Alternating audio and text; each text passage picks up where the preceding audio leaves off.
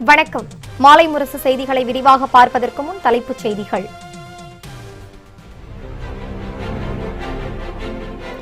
எல்லை பாதுகாப்பு படை வீரர்கள் கண்காணிப்பில் அலங்காநல்லூரில் விறுவிறுப்பான ஜல்லிக்கட்டு. சிறந்த வீரர்கள் காளைகளுக்கு இபிஎஸ் ஓபிஎஸ் சார்பில் பரிசுகள் வழங்கப்படும் என ஆர்பி உதயகுமார் அறிவிப்பு.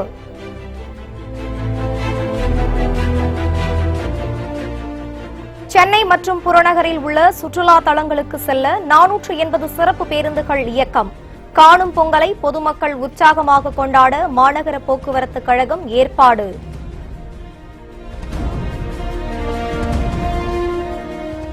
பாஜகவின் மெகா கூட்டணியை இறுதி செய்ய சென்னை வருகிறார் மத்திய அமைச்சர் பியூஷ் கோயல். அதிமுக, பாமக, தேமுதிகவுடன் கூட்டணி குறித்து நாளை உயர்மட்ட ஆலோசனைக் கூட்டத்தில் முடிவு.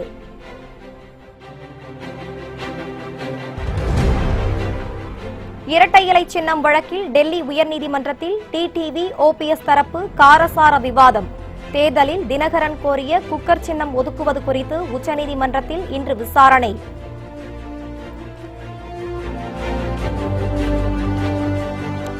நிலக்கரி சுரங்கத்தில் சிக்கிய தொழிலாளி ஒருவர் உடல் 32 நாட்களுக்கு பின் மீட்பு. மேகாலயாவில் எஞ்சிய 14 தொழிலாளர் உடல்களை மீட்கும் பணி தீவிரம்.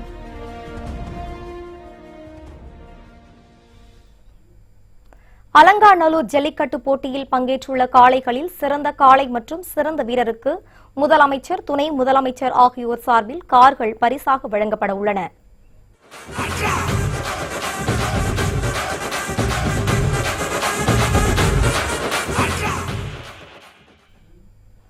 மதுரை மாவட்டத்தில் உலக புகழ்பெற்ற அலங்காநல்லூர் ஜல்லிக்கட்டு போட்டி இன்று தொடங்கியது. அமைச்சர் உதயகுமார் மற்றும் ஆட்சியர் நடராஜன் ஆகியோர் பச்சை கொடியசைத்து போட்டியை தொடங்கி வைத்தனர். இதனையடுத்து வாடிவாசலில் இருந்து முதலில் கோவில் காளைகள் அவிழ்த்து விடப்பட்டன. இன்றைய ஜல்லிக்கட்டில் 1400 காளைகள் பங்கேற்றுள்ளன. காளைகளை அடக்குவதற்கு சுமார் 848 வீரர்கள் களமிறங்கியுள்ளனர். ஜல்லிக்கட்டில் காளையை அடக்கும் வீரருக்கும் காளையர்களின் பிடிக்கும் சிக்காமல் சீரிப்பாயும் காளைகளுக்கும் பரிசுகள் வழங்கப்படுகின்றன. இருசக்கர வாகனங்கள், தங்கம், வெள்ளி காசுகள், கட்டில், பீரோ உள்ளிட்ட பரிசுகள் வழங்கப்படுகின்றன. இதனிடையே செய்தியாளர்களிடம் பேசிய அமைச்சர் உதயகுமார், ஜல்லிக்கட்டில் பங்கேற்றுள்ள மாடுபிடி வீரர்களில் சிறந்த வீரருக்கு முதலமைச்சர் எடப்பாடி பழனிசாமி சார்பில் ஒரு கார் பரிசாக வழங்கப்படுவதாகவும், சிறந்த காளைக்கு துணை முதலமைச்சர் ஓ பன்னீர்செல்வம் சார்பில் ஒரு கார் பரிசாக வழங்கப்படுவதாகவும் தெரிவித்தார்.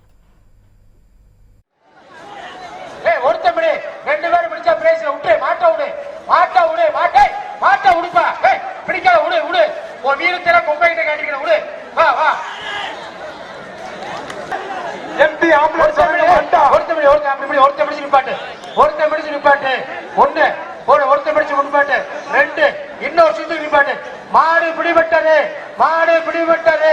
வீரர் வந்து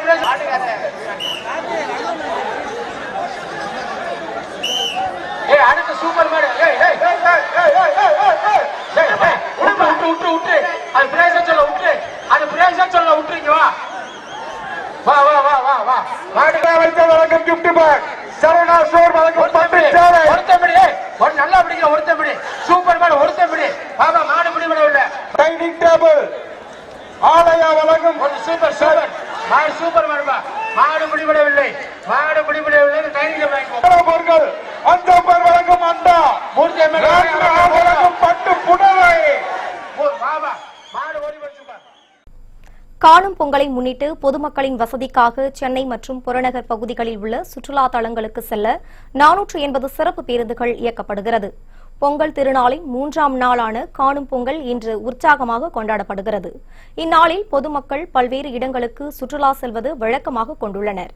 இதன்படி மெரினா கடற்கரை, வண்டலூர் பூங்கா, மாமல்லபுரம், விஜிபி, கோவளம் பீச் உள்ளிட்ட சுற்றுலா தலங்களில் கூட்டம் அலைமோதும். பொதுமக்களின் வசதிக்காக 480 சிறப்பு பேருந்துகள் இயக்கப்படுகிறது. பிராட்வே, கோயம்பேடு உள்ளிட்ட பகுதிகளில் இருந்து மக்கள் செல்வதற்கு ஏதுவாகவும் சிறப்பு பேருந்துகள் இயக்கப்பட்டு வருகின்றன.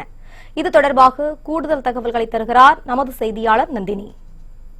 காணும் பொங்கலை முன்னிட்டு சென்னை மற்றும் புறநகர் பகுதியில் உள்ள சுற்றுலா தலங்களுக்கு செல்வதற்காக 480 சிறப்பு பேருந்துகள் இயக்கப்படும் என மாநகர போக்குவரத்து கழகம் சார்பில் தெரிவிக்கப்பட்டுள்ளது. பொங்கல் பண்டிகையை முன்னிட்டு பல்வேறு சிறப்பு பேருந்துகள் அரசு போக்குவரத்து கழகம் சார்பில் பல்வேறு மாவட்டங்களுக்கு இயக்கப்பட்டது. கடந்த 14ஆம் தேதி முதல் 14ஆம் தேதி வரை இந்த பேருந்துகளானது இயக்கப்பட்டது. இதன் மூலம் 7 லட்சத்திற்கும் அதிகமானோர் பல்வேறு மாவட்டங்களுக்கு பயணித்துள்ளனர் எனவும் தகவல்கள் வெளியாகியுள்ளது.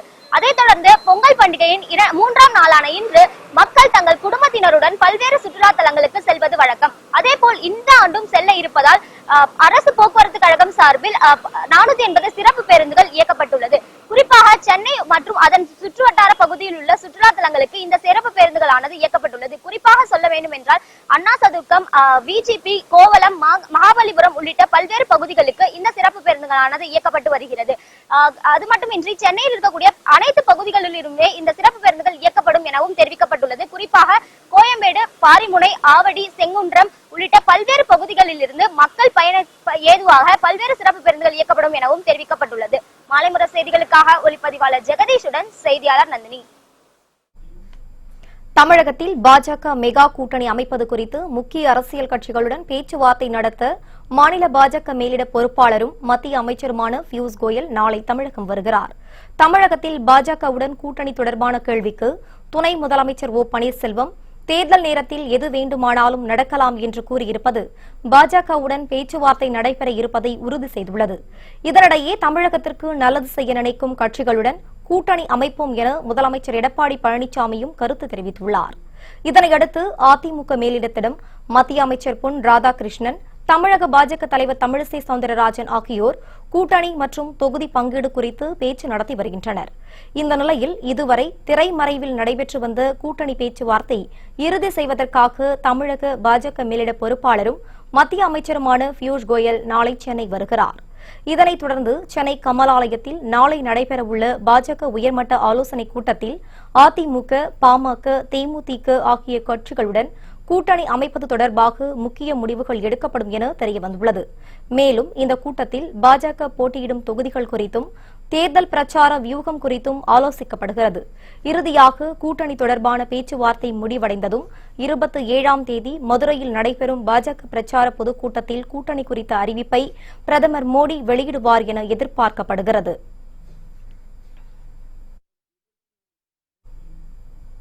இரட்டை இலை சின்னம் தொடர்பான வழக்கில் டிடிவி தினகரன் தரப்பு மற்றும் ஓபிஎஸ் தரப்பு இடையே காரசார விவாதம் நடைபெற்றது. இரட்டை இலை சின்னத்தை ஓபிஎஸ், இபிஎஸ் தலைமையிலான அதிமுக அணிக்கு ஒதுக்கீடு செய்து தேர்தல் ஆணையம் உத்தரவிட்டது. இந்த உத்தரவை எதிர்த்து டிடிவி தினகரன் டெல்லி உயர்நீதிமன்றத்தில் வழக்கு தொடர்ந்தார். இதில் டிடிவி தினகரன், சசிகலா, எடப்பாடி பழனிசாமி, மதுசூதனன், செம்மலை மற்றும் தேர்தல் ஆணையம் என அனைத்து தரப்பு வாதங்களும் முடிவடைந்தது. இதனையடுத்து வழக்கு நேற்று விசாரணைக்கு வந்தபோது டிடிவி தரப்பில் ஆஜரான வழக்கறிஞர் அபிஷேக் மனு சிங்வி குக்கர் சின்னம் தொடர்பான வழக்கு உச்சநீதிமன்றத்தில் இன்று விசாரணைக்கு வருவதாகவும் இதனால் வழக்கு விசாரணையை வேறொரு தேதிக்கு ஒத்திவைக்க வேண்டும் என கோரிக்கை வைத்தார். இதற்கு ஓபிஎஸ் தரப்பு வழக்கறிஞர் முகுல் ரோதத்கி கடும் எதிர்ப்பு தெரிவித்தார். வழக்கு விசாரணையை வேறொரு நாளில் ஒத்திவைக்க கேட்பது நியாயமற்றது என்று கூறினார். இதற்கு பதிலளித்த அபிஷேக் மனு சிங்வி, இரட்டை இலை சின்னம் வழக்கு முடிவுக்கு வந்த பிறகு குக்கர் சின்னம் தொடர்பான வழக்கு விசாரிக்கவே தேவை இருக்காது என்று கூறினார். இதனையடுத்து இருதரப்பையும் கேட்ட நீதிபதிகள் விசாரணையை நாளை வரை ஒத்திவைத்து உத்தரவிட்டனர்.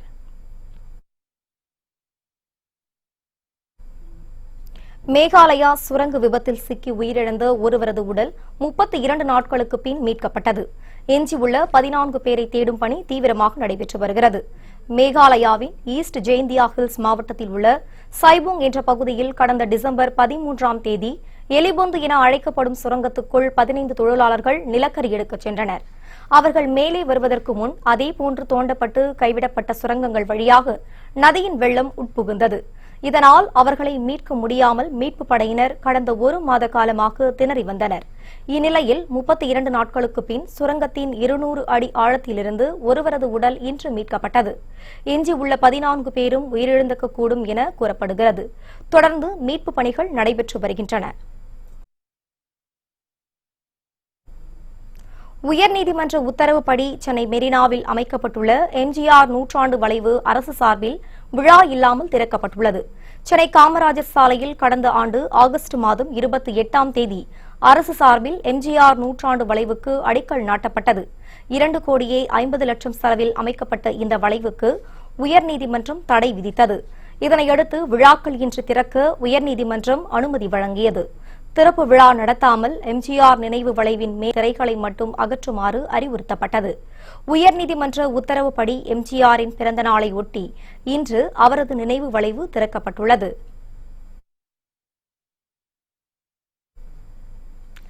எம்ஜிஆர் பிறந்த நாளை ஒட்டி அதிமுக தலைமை அலுவலகத்தில் உள்ள அவரது சிலைக்கு முதலமைச்சர் எடப்பாடி பழனிசாமி மாலை அணிவித்து மரியாதை செலுத்தினார். புரட்சித் தலைவர் எம்ஜிஆரின் 102வது பிறந்த நாள் விழா இன்று கொண்டாடப்படுகிறது.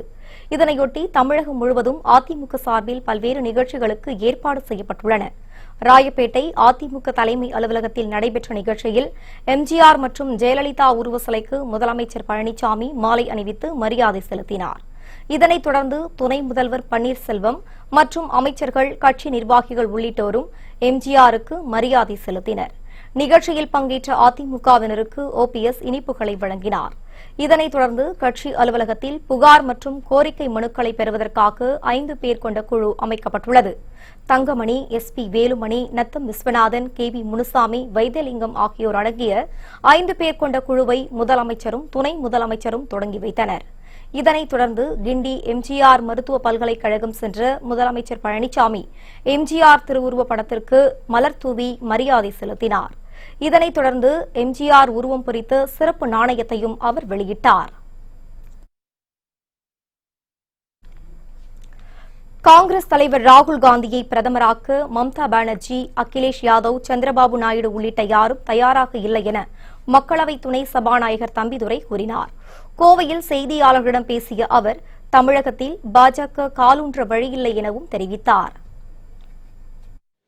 இது யார் யார் இந்த தேசிய கட்சிக்கால இருக்கின்ற இந்த காங்கிரஸுக்கும் வேற வேலை இல்லை, அவங்களும் ஜெயிக்க முடியாது. அவங்க ஏதோ கூட்டணி இன்னைக்கு பாத்தீங்களா என்ன நியூஸ் வந்திருக்குது, மம்தா பானர்ஜி நடக்கின்ற கல்கட்டா கூட்டத்திற்கு ஸ்டாலின் போக செய்தி வருகிறது. மம்தா பானர்ஜி ராகுல் காந்தியை பிரதமரை ஏற்றுக்கொள்ளவில்லை, அதே போல மாயாவதி ஏற்றுக்கொள்ளவில்லை, அகிலேஷ் யாதவ் ஏற்றுக்கொள்ளவில்லை, அதே போல சந்திரபாபு நாயுடு ஏற்றுக்கொள்ளவில்லை. எந்த கூட்டணியிலும் அவங்க சேர்ந்திருக்க மகா கூட்டணி சொல்கிறார்களே, ராகுல் காந்தியை நாட்டு பிரதமர் ஏற்றுக்கொள்ளவில்லை. அதுதான் உண்மை நிலைமை. ஸ்டாலின் இப்ப கல்கட்டாக்கு செல்கிறார் என்றால் ராகுல் காந்தியை பிரதமர் ஏற்றுக்கொள்ள இல்லைன்னு அர்த்தமா? சொல்லட்டும், அவர் பதில் சொல்லட்டும். ராகுல் காந்தி பிரதமர் இங்க சொன்னார்ல வேட்பாளர், மம்தா பானர்ஜி சொல்ல மாட்டேன்றாங்களே. அனைத்து காவல் நிலையங்களிலும் வாட்ஸ்அப் குரூப் தொடங்க வேண்டும் என அனைத்து காவல் ஆணையர்கள் மற்றும் SP-க்களுக்கு DGP ராஜேந்திரன் உத்தரவிட்டுள்ளார். இது தொடர்பாக அனைத்து காவல் நிலையங்களுக்கும் அவர் அனுப்பியுள்ள சுற்றறிக்கையில் தமிழக காவல்துறை காலத்திற்கு ஏற்றாற்போல் நவீனமாகி வருகிறது என்றார். ஆன்லைனில் FIR பதிவு, குற்றவாளிகள் குறித்த தகவல்களை டேட்டாவில் சேகரித்து வைப்பது, காவல்துறை நற்சான்றிதழ் பெறுவது உள்ளிட்ட அனைத்தும் ஒருமுகப்படுத்தி நவீனப்படுத்தப்பட்டுள்ளது என DGP ராஜேந்திரன் குறிப்பிட்டுள்ளார். குற்றவாளிகளை ஃபேஸ் டிடெக்டர் என்ற செயலி மூலம் அனைத்து காவலர்களும் பதிவேற்றம் செய்து கொண்டால் வாகன சோதனையின் போது எளிதாக அவர்களை அடையாளம் காண முடியும் என அவர் சுட்டிக்காட்டியுள்ளார்.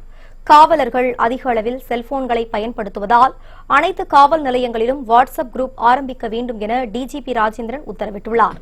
வாட்ஸ்அப் குரூப்பில் காவல்துறையினர் செய்யும் வேலைகளை பாராட்டி புகைப்படம் மற்றும் சிறு குறிப்பையும் பதிவு செய்ய வேண்டும் என கூறியுள்ள அவர் வருகிற 18ஆம் தேதிக்குள் வாட்ஸ்அப் குழுவின் பெயர், அட்மின் பெயர், அவரது பதவி உள்ளிட்ட விவரங்களை அனுப்பி வைக்க வேண்டும் என அனைத்து காவல் ஆணையர்கள் மற்றும் SP-க்களுக்கு ஆணையிட்டுள்ளதாக அந்த சுற்றறிக்கையில் குறிப்பிட்டுள்ளார்.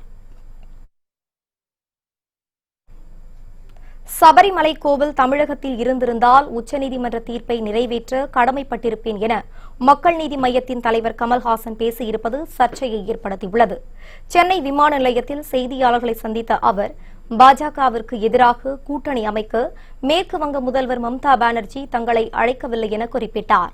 பாஜக ஊழல் இல்லாத கட்சி என எல்லோரும் சொல்வார்கள் என்று கூறிய கமல்ஹாசன், ஆனால் நிரூபிக்கப்பட்ட பிறகுதான் தெரியும் ஊழல் இருக்கிறது என்று அவர் தெரிவித்தார். எங்கெல்லாம் நல்ல விஷயங்கள் கிடைக்குமோ அங்கெல்லாம் தான் செல்வதாகவும் முதல் அடியே தவறாக இருக்கக்கூடாது என்பதால் முன்னெச்சரிக்கையுடன் இருப்பதாகவும் அவர் தெரிவித்தார். சபரிமலை விவகாரத்தில் உச்சநீதிமன்ற தீர்ப்பை நிறைவேற்றுவது அரசின் கடமை என்றும் கமல்ஹாசன் கூறினார். இல்லை, நம்ம எல்லா கட்சியும் சொல்லுவாங்க தனக்கு ஊழல் இல்லை என்று. நிரூபிக்கப்பட்ட பின் தான் தெரிகிறது இதில் ஊழல் இருக்கிறது என்று. அங்கு கலக்கக்கூடாது. ஆரம்பத்தை முதலடியே தவறாக இருக்கக்கூடாது என்பதில் முன்ஜாக்கிரதையாக நாங்கள் இருப்பதில் எந்த தவறும் இல்லை. அதான் எங்களுக்கு தெரிந்த வரையில், உங்களுக்கு தெரிந்த வரை நீங்களும் செய்தி சொல்லுங்க. இந்த மாதிரி ஒரு இன்டர்வியூவில் என்னங்க இப்படி சொன்னீங்களே, இவங்களை பற்றி இந்த குற்றச்சாட்டு இருக்குன்னு சொன்னால் அதை பற்றி யோசிப்போம் நாங்கள். நன்றி. மத்திய நிதியமைச்சர் அருண்ஜேட்லி விரைவில் உடல்நலம் தேர விரும்புவதாக காங்கிரஸ் தலைவர் ராகுல் காந்தி தெரிவித்துள்ளார். மத்திய நிதியமைச்சர் அருண்ஜேட்லி உடல்நலக்குறைவால் பாதிக்கப்பட்டுள்ளதாகவும் அதற்காக சிகிச்சை பெறுவதற்காக அமெரிக்காவுக்கு பயணம் மேற்கொண்டுள்ளதாகவும் தகவல் வெளியாகியுள்ளது. இதனையடுத்து பட்ஜெட் தாக்கல் செய்யப்படுவதற்கு இன்னும் சில நாட்களே உள்ள நிலையில் அருண்ஜேட்லி விரைவில் உடல்நலம் தேர வேண்டும் என்றும் அரசியல் தலைவர்கள் விருப்பம் தெரிவித்துள்ளனர். இந்த நிலையில் ராகுல் காந்தி தனது டுவிட்டரில் அருண்ஜேட்லி உடல்நலம் பாதிக்கப்பட்டுள்ளார் என்பதை கேட்டு வருத்தம் அடைந்ததாக பதிவிட்டுள்ளார்.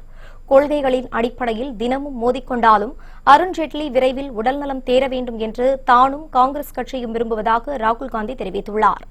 இதனிடையே இன்னும் சில தினங்களில் அருண்ஜேட்லி நாடு திரும்புவார் எனவும் அவரது அமைச்சரவை இலாக்கா வேறு யாருக்கும் கொடுக்கப்படாது எனவும் தகவல்கள் தெரிவிக்கின்றன.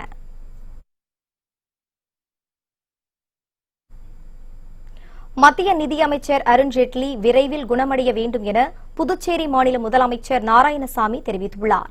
உடல்நலக்குறைவால் மத்திய நிதியமைச்சர் அருண்ஜேட்லி மருத்துவமனையில் அனுமதி என்ற செய்தி வருத்தம் அளிப்பதாக புதுச்சேரி முதலமைச்சர் நாராயணசாமி தெரிவித்துள்ளார்.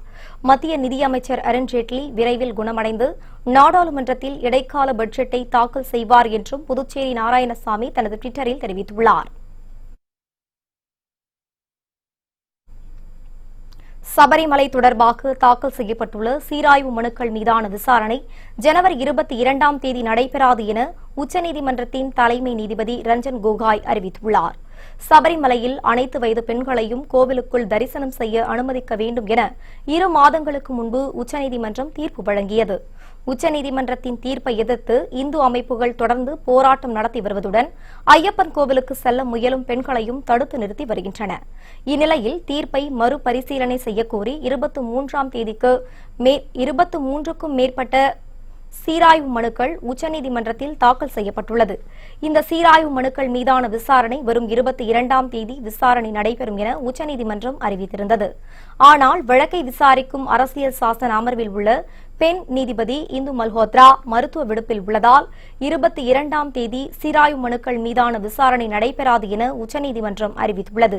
இதனையடுத்து சபரிமலை விவகாரம் தொடர்பாக தாக்கல் செய்யப்பட்ட சீராய்வு மனுக்கள் மீதான விசாரணை நடைபெற மேலும் தாமதமாகும் என தெரியவந்துள்ளது.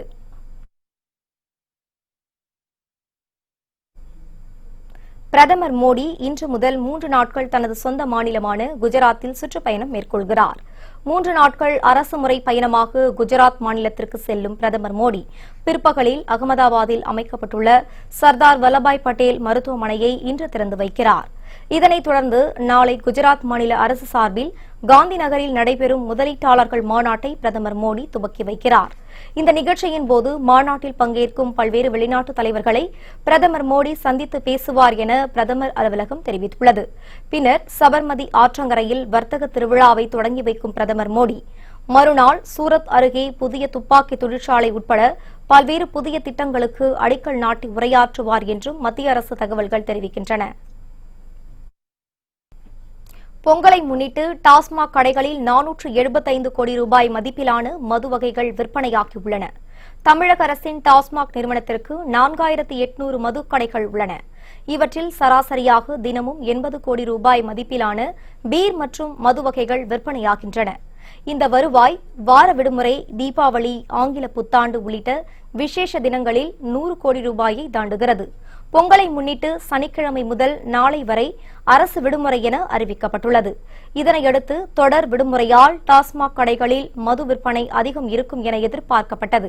அதன்படி 12ஆம் தேதியிலிருந்து 15ஆம் தேதி வரை 475 கோடி ரூபாய் மதிப்பிலான மது வகைகள் விற்பனையாகியுள்ளன. மது கடைகளில் 12ஆம் தேதியில் 105 கோடி ரூபாய், 13ஆம் தேதியில் 120 கோடி ரூபாய், 14ஆம் தேதியில் 110 கோடி ரூபாய், 15ஆம் தேதியில் 140 கோடி ரூபாய்க்கும் மது விற்பனையாகியுள்ளதாக டாஸ்மாக் நிர்வாகம் தெரிவித்துள்ளது. கோத்தகிரியில் நடைபெற்ற பொங்கல் கலை நிகழ்ச்சியில் பங்கேற்ற கலைஞர்கள் கழுத்தால் இரும்பு கம்பிகளை வளைத்து செய்த சாகசம் அனைவரையும் வியப்பில் ஆழ்த்தியது. நீலகிரி மாவட்டம் கோத்தகிரியில் குன்றின் குரல்கள் அமைப்பின் சார்பில் பொங்கல் விழா கலை நிகழ்ச்சிகள் நடைபெற்றது. உதகை சட்டமன்ற உறுப்பினர் கணேசன் கலந்து கொண்டு இந்நிகழ்ச்சியை தொடங்கி வைத்தார். தமிழர்களின் பண்பாட்டை உணர்த்தும் வகையில் தாரை தப்பட்டை மேளத்துடன் கலை நிகழ்ச்சி நடைபெற்றது. மேலும் கலைஞர்கள் இரும்பு கம்பியை கழுத்தால் வளைத்து காண்பித்து அசத்தினர். இதுபோன்ற சாகச நிகழ்ச்சிகளை பார்வையாளர்கள் கண்டு ரசித்தனர்.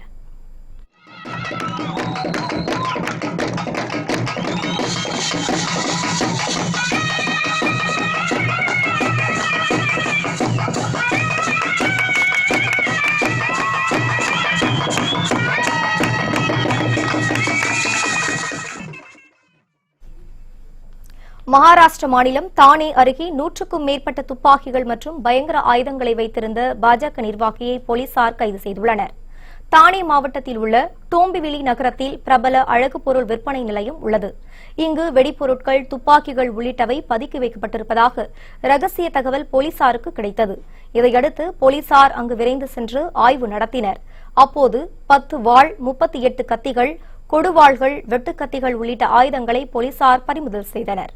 அழகு பொருள் விற்பனை நிலைய உரிமையாளர் குல்கர்னி என்பவரை கைது செய்த போலீசார் புனே நீதிமன்றத்தில் ஆஜர்படுத்தினர். கைது செய்யப்பட்டிருக்கும் குல்கர்னி டோம்பிவிலி நகர பாஜகவின் முக்கிய நிர்வாகியாவார். புத்தம் புதிய செய்திகள் அவ்வப்போது முழுமையாக மாலை முரசு தொலைக்காட்சி வழங்கும். இணைந்திருங்கள் மாலை முரசு தொலைக்காட்சியுடன். வணக்கம்.